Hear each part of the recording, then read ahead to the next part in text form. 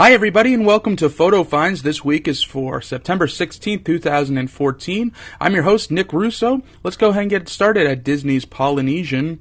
We're here taking a look at Captain Cook's because it recently underwent a renovation, a refurbishment. Pretty much the entire layout is remaining, but they did some design changes and some other changes. So here's a wide shot of the main ordering area. We'll get a look up at the menu boards. It's in 3 different parts. I know these coconut curry meatballs are new, and some other sandwiches made some returns, but there are some new menu items as well as the chicken and waffles and fish tacos on that third slide. Over here to the refrigerated area section, some grab-and-go items. All pretty much the same as it was. Over to the right, that refrigerator is newer. Over in that area, there was apparently a Dole Whip station, a self-serve Dole Whip station. Now it's home to a dessert refrigerator.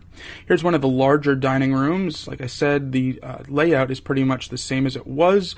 They have some new design elements, lighting fixtures, and those posters in the back there, all themed. And then taking a look at the smaller part of the dining room with those construction walls in the background, because as you may know, the entire Polynesian is undergoing a massive refurbishment right now, including the guest rooms, which we'll also see soon. Now I'm going to take a look over at the above water bungalows. This is a shot from kind of a far distance over on the boat dock. And while we're over here on the boat dock, let's get a look at this construction next to the volcano and the pool area. Both of those are closed as they do some refurbishments and some additional construction behind the construction walls. Over here to the Pineapple Lani, I pronounced that wrong, Lene? The Pineapple Lene, that's what I'm going to stick with for now. That's my story and I'm sticking to it. But this is new, this window over here where you can get pineapple Dole Whips and pineapple floats, much like you can get at the Magic Kingdom. Here's the menu sign up here. I don't know if these prices are the exact prices that they have over in Adventureland at Magic Kingdom. I believe they might have been a little bit cheaper here at the Polynesian, but I could be imagining things. There's a look up at the sign and the logo here. And you can get your Dole Whip in either the one on the right, the clear glass, doesn't exist as far as I'm concerned, but the one on the left does. That's more of a souvenir cup. But mostly I saw people eating them out of the Disney paper cups. And here's what the pineapple Dole Whip float looks like. Obviously, extremely delicious. If you've never tried one of these, or at least the Dole Whip by itself, please do. You won't regret it. And here we're over as pretty much as close as we can get to these above water bungalows. My toes are literally touching the water, so this is as close as I can get without a zoom lens. So we're taking a look at them, just seeing the progress coming along. Each bungalow obviously has its own boardwalk here, and you can see that white cable there. That's either for the construction crews or maybe they're actually running some electricity and plumbing into it. The plumbing pipes are beneath the boardwalk, as you can see.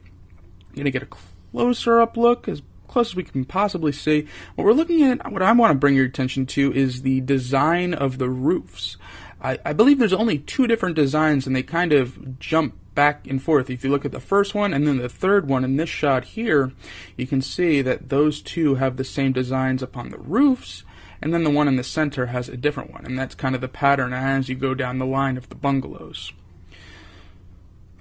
Alright, over around the corner from those bungalows, I just stuck my camera through a piece of construction wall, and this is what you can see here. Pretty much nothing. They're just moving a little bit of dirt, and right now it's pretty much just a junkyard for the plywood and such. But obviously they're going to spruce up this area, and it's going to be part of the reveal once they open. Heading inside the main lobby, they still have these construction scrims up, and over around the corner, this kind of yellow wall with the red design here is temporary.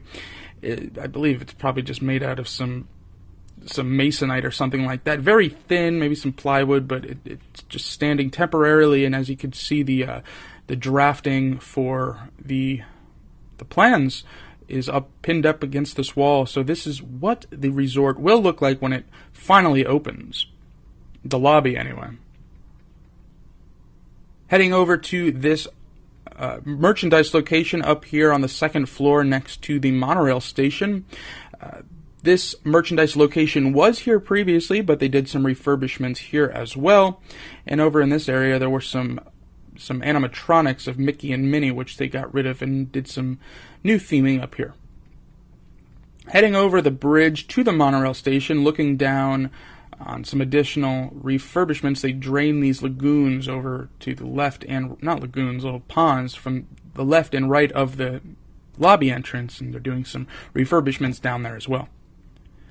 Now, we took the monorail from the Polynesian and we're heading over to the Grand Floridian. Nothing new here, guys, but we're just going to do kind of a comprehensive tour of the Grand Floridian. So enjoy. We're heading right into the main lobby from the monorail station. This is the second floor. Normally you would enter on the first floor if you were coming in driving or taking a bus. Obviously, the Grand Floridian is an extremely open and vast resort. It's one of their higher-end resorts. Mostly the celebrities will stay in this resort, and it's one of Disney's most expensive as well. Very high ceilings, and it's a beautiful, beautiful resort. You'll see in these pictures, but it's known for that. Shot of the chandelier here. We're going to get a look all around the lobby at some of their retail locations. Basin White is kind of, as you can see here in the windows, they have a lot of different bath salts for sale. We won't head inside the store itself or get a close look at many of the products, but as you can see from the window, this store is all about pampering yourself. Bath salts and spa items and things like that. Ivy Trellis Salon is kind of, you get your hair and nails done over here. It's over by the bath shop as well.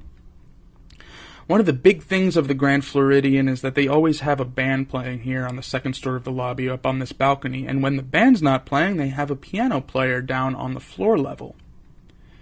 And there's the piano there. Obviously, the band was playing at this time, so the piano player wasn't there, but they have it timed up, so when the band immediately stops playing, the piano player will start. Some decorations over here on the second floor, and to the right of the decorations, some gold plates telling you, or maybe brass plates telling you what those decorations are. Keeping it themed, over around the corner, they have two restaurants right next to each other, Citrico's and Victoria and Albert's. Heading on in, we'll see that Citrico's, it either was open or about to open, but right next to that, Victoria and Albert's was closed. I believe this is more of a dinner service restaurant. And over to the left of the entrance, they have some 5 Diamond Awards. They have a couple of awards over here, and obviously the menu is quite stunning. If you can afford it, and if you can get over here to Victoria and Albert's, you'd probably make a pretty memorable night for yourself. This is the view from that dining area, not from within the restaurants, but from immediately outside of them, Cristico's and Victoria and Albert's. And over around the corner from there, a wall paying homage to the state of Florida, because that's the theme of this resort, Florida, the Grand Floridian. The Meisner's Lounge is over here directly behind that band that I showed you before, so you can head on in here, open from 4:30 to 12 a.m., and it's a very small area, some nice lounge seating. It's a little dark in here, but they have a bar set up. Just wanted to get a shot of, you can see the stack of music that this band has right next to the piano, so they have plenty of selections that they can pick and choose from and keep their guests entertained. And it's the lobby at the Grand Floridian it's extremely nice. It's almost an attraction in itself between the band and the retail locations here. Commander Porter's is kind of a retail location. To me, it seemed exclusively to accommodate men's clothing, kind of sporty clothing, golf clothing, things like that. They have some hats for sale. Not too insanely expensive. They had some ties here, and I believe about $40 for a really nice tie. And if you ask me, it's not insane. Over to this little nook that they have here. They have a couple of these nooks in the Grand Floridian lobby to accommodate their younger guests, so they have some Disney movies playing. Here's the concierge desk and the check-in counter over by the entrance. And now as we head outside here, we're going to take a look at this little beach area that they have outside of the main lobby building. It's not gigantic. They have some lounge chairs set up out here on the lake. And here's a wide shot of that lobby building, very massive. Here's the kids' pool area, kind of themed to the Mad Hatter and Alice in Wonderland. They have that hat bucket that drops seems like every 3 or 4 minutes or so. And then they have a waterfall area around the corner from that. That's kind of the more kid-friendly pool. And we'll head over to the main pool right now, the more adult and generic pool. And that's in the center of all of the guest room buildings, which we're going to get a look at now. This is pretty much what all of the guest room towers look like. They have a little miniature lobby inside of them on the ground floor. Plenty of places to sit. And then here's a lower shot looking up into the tower, about 5 floors to each tower. And then they have a little sitting area, boutique I'll call it, in the entrance of either side of each tower. That particular tower was called Big Pine Key. And that's what the exterior of those guest room towers look like. A few more guest tower buildings. As you can see here in the midground of this photo, they have these golf carts that go all around the resort that can take you from your guest room tower over to the lobby building or other parts of the resort if you wish to go. One more shot of those buildings. And now we're heading over to Narcoossee's. This is their waterfront restaurant on the property. Kind of a bar, grill, seafood kind of deal they got going, and you can see the contemporary from the deck out here. And you can also see a pretty nice view of the Magic Kingdom itself. The ferry dock outside of Narcoossee's. And this is what the interior looks like. They didn't open until 5:30. At the time I was in there, it was about 4:45 or 5 o'clock, so I couldn't go much further in. They allowed me to, but just wanted to get this shot for you guys.